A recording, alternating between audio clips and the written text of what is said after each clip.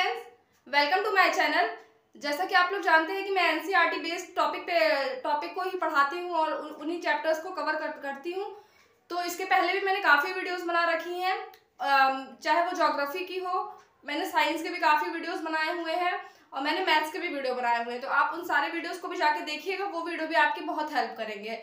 और इसके पहले जिन्होंने मेरी वीडियो देखी होगी वो जानते हैं कि मैंने फर्स्ट चैप्टर ज्योग्राफी का कंप्लीट कर दिया था, जो था earth from the solar system, सौर मंडल से पृथ्वी। उसको मैंने 3-4 वीडियोस में कंप्लीट किया है और बहुत अच्छे से उसको आपको डिटेल में बताया है एक एक चीज को। और दोस्तों, एक चीज की उसमें गलती हो गई थी मुझसे, ये गलती कहिए या तो फिर मैं आपके बुक के हिसाब से चल रही हूँ। जो मैंने आपको ये उपग्रहों के जो मैंने आपको संख्या बताई थी, जो मैंने आपको सैटेलाइट्स के नंबर्स बताए थे, तो मैंने उसमें आपको बताया था कि बृहस्पति और शनि, मतलब जुपिटर और सैटर्न के जो उनके पास जो उपग्रह है वो 53 है।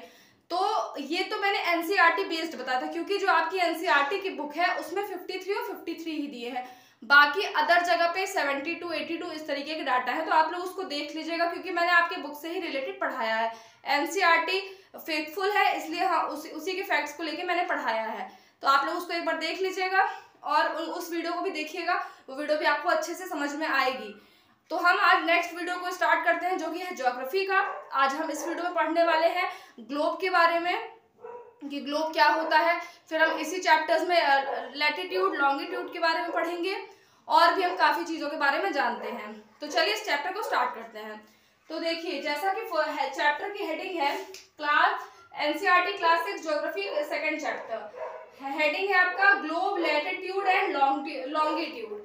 इसको भी हिंदी में भी यही होता है, ग्लोब, हिंदी में भी ग्लोब को ग्लोब ही बोलेंगे, लैटिट्यूड को आप बोलते हैं अक्षांश, लैटिट्यूड को आप अक्षांश बोलते हैं और लॉन्गिट्यूड को आप देशांतर बोलते हैं, ठीक है। तो चलिए अब इसको हम देखते हैं और समझते हैं कि क्या है। जैसा कि आप सबको पता है, जो मैंने आपको बताया था कि जो हमारी अर्थ है वो पूरा एक सर्कल, आप बलून की तरह उसको समझिए। शेप बलून की तरह मेंशन मत करिएगा, शेप आप ये कुछ हम इसको सर्कल शेप मानते हैं। हालांकि जो अर्थ का जो शेप होता है वो जियोड शेप होता है, ठीक है, ना तो ओवल ना तो सर्कल। लेकिन अभी मैं आपको सिर्फ समझाने के लिए बता रही हूँ। आप एक सर्कल बॉल मान लीजिए, ठीक है, एक सर्कल की जो बॉल होती है, फुटबॉल है कोई भी एक बॉल, उस बॉल को आप ऐसे हाथ में लीजिए और उसको सोचिए कि हमारी अर्थ है। अब बॉल के पूरे हिस्से पे अब आप समझिए, ये पूरा जो आपका वर्ल्ड है वो सारा उस बॉल के ऊपर में है। हम सब लोग उसके ऊपर रहते हैं, ना कि अंदर, उसके ऊपर हम लोग रहते हैं, बॉल के ऊपर। अब आप लोगों के दिमाग में एक बात आती होगी कि अगर हम लोग बॉल के ऊपर में रहते हैं तो हम लोग बॉल तो ऐसे है, गोल है, उसमें कोई सीधा खड़ा है, कोई टेढ़ा खड़ा है, कोई ऐसे हो जाएगा, और जो नीचे रहेगा वो कैसे होगा। तो ये होता है जो पृथ्वी के अंदर, जो अर्थ में हमारा जो ग्रेविटेशनल फोर्स होता है, जो गुरुत्वाकर्षण बल होता है, उसके वजह से जो हम लोग हैं वो जमीन से लगे रहते हैं और हमें ये फील होता है कि जो पृथ्वी है, जो अर्थ है, वो एकदम प्लेन है। बट पृथ्वी हमारी सर्कल ही शेप जैसी है। जैसे मैंने आपको बॉल का एग्जांपल बताया, वो बॉल के ही ऊपर पूरा वर्ल्ड आपका, पूरा विश्व आपका बसा हुआ है और वो ग्रेविटेशनल फोर्स की वजह से हम जमीन से चिपके रहते हैं, जुड़े रहते हैं, ठीक है।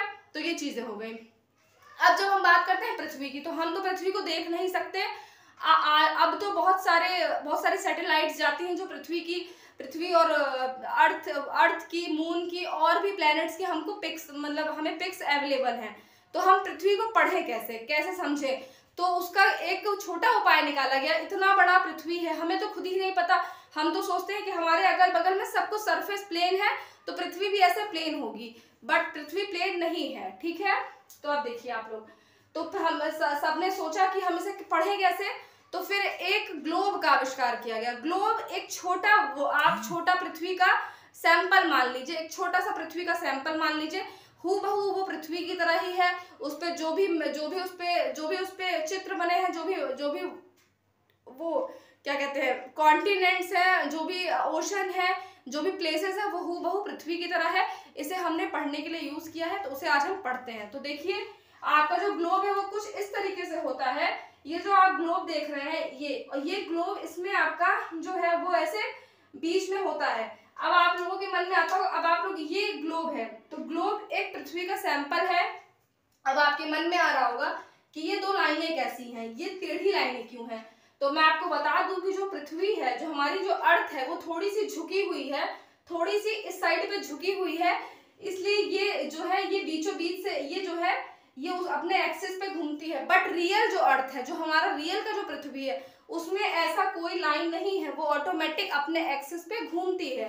लेकिन इसमें हमको पढ़ना है, तो हमें इसको देखना होगा कि ये जो लाइन है ये एक्सिस है, ये लाइन है एक्सिस, और इसी धुरी पे ये जो अर्थ है हमारी ये नाचती है, इसी तरीके से ये नाचती है। और ये अगर सीधी होती हमारी, अगर अर्थ रियल में भी सीधी होती, तो हम यहाँ बीच में ऐसे, बीच में ये हम इसको हटा के हम ऐसे एक्सिस बनाते हैं।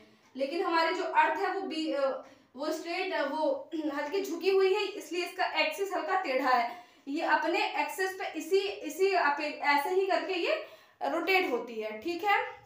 तो ये आप लोग समझ लीजिए कि ये ग्लोब है। आपको ग्लोब कहीं भी मार्केट में भी मिल जाएगा, आप लोग देखेंगे तो आप लोगों को ग्लोब कहीं भी मिल जाएगा।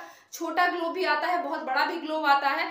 आप लोगों को जो ग्लोब अच्छा लगे आप लोग उस ग्लोब से पढ़ सकते हैं। और ग्लोब अगर नहीं भी है तो आप मैप ले सकते हैं, मार्केट में 15-20 रुपए में बहुत ईजिली आपको मैप्स अवेलेबल हो जाएंगे, चाहे वो वर्ल्ड का मैप हो तो आप मैप से पढ़ लीजिएगा। मैप में क्या होता है, ग्लोब पे आपको पूरा दिखता है पृथ्वी की तरह, आपको समझ में आता है कि अर्थ। मैप क्या होता है, मैप बीच से आपको काट के बनाया जाता है, तो थोड़ा सा कंफ्यूजन होती है, बट वो समझ में आता है।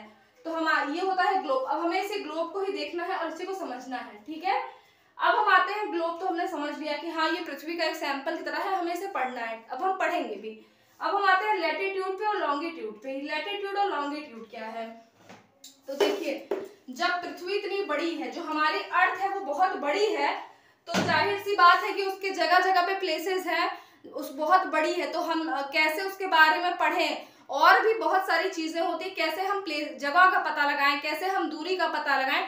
इसके लिए जो अर्थ है, मान लीजिए ये हमारी अर्थ है, ठीक है, तो जो अर्थ है उस पे क्या है, उस पे इमेजिनरी लाइन खींची गई है, मतलब काल्पनिक रेखाएं, जिसे हम कहते हैं काल्पनिक रेखाएं, ये हमने बनाई हुई, ये काल्पनिक रेखाएं हैं, इसे इंग्लिश में कहते हैं इमेजिनरी लाइंस, ठीक है।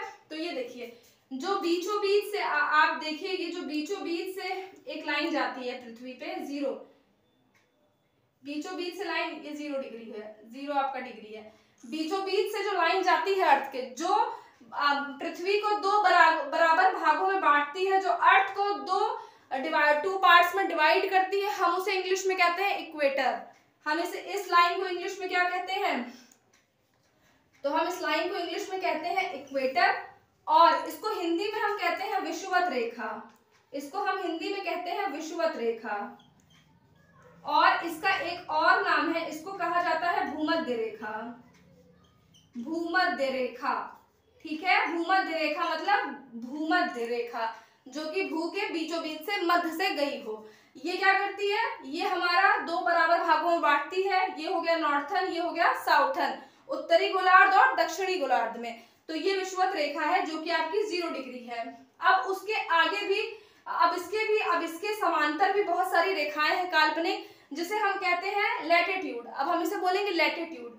तो लैटिट्यूड क्या है, जिसे हम कहते हैं अक्षांश रेखाएं। तो अक्षांश रेखाएं जो है ये विषुवत रेखा के ही पैरेलल खींची गई हैं। विषुवत रेखा के ही ऐसे ऐसे करके ये पैरेलल गई हुई हैं। इस तरीके से ये विषुवत रेखा के पैरेलल पे गई हुई हैं। इससे हमें समय का, जगह का हमें इससे पता चलेगा। तो ये है आपका लैटिट्यूड, जिसे हम कहते हैं अक्षांश रेखाएं। ये आपका यहाँ से लेकर के यहाँ तक पूरा 90 डिग्री होता है, फिर यहाँ से लेके यहाँ तक भी पूरा 90 डिग्री होता है। टोटल जो होता है आपका अक्षांश होता है वो होता है 180 डिग्री का, है ना, 180 डिग्री का आपका अक्षांश होता है। ये भूमध्य रेखा के ऊपर भूमध्य रेखा से ही पैरेलल लाइन गई है। 0 डिग्री, फिर 20 डिग्री, फिर 10, फिर ऐसे ऐसे करके आपकी 90 डिग्री तक गया है, और फिर नीचे भी 90 डिग्री तक लाइनें हैं। इनकी टोटल अगर हम बात करें तो ये 180 डिग्री होता है।